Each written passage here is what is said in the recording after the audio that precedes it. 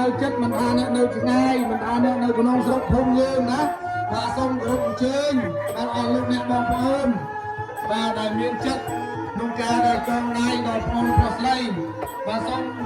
ឲ្យពរដល់គាត់បាទទោះពីយើងបានចងដៃហើយយើងបាទការស្លាហើយឲ្យពរឲ្យជ័យដល់អ្នកទាំងពីរផងណាបាទ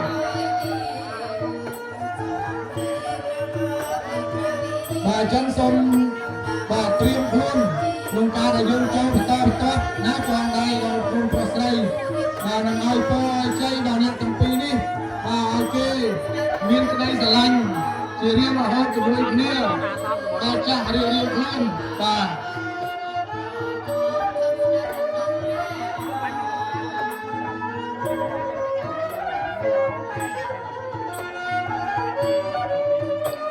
បាទសូមបន្តទៀតបាទសូមចូលបន្តទៅបាទ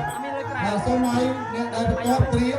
បាទនឹងចូលបាទរកអ្នកដែលអត់ទាន់មានគូឲ្យរកគូមកបាទយើងត្រូវចូលគូមកដើម្បីឲ្យបានមើលទៅឃើញស្អាតផងណា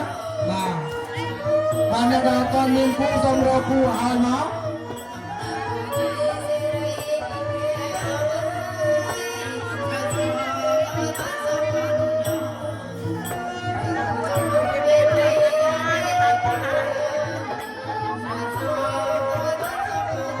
បាទការចងដៃដល់អ្នកទាំងពីរនេះបាទ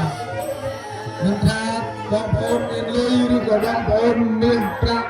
បាទ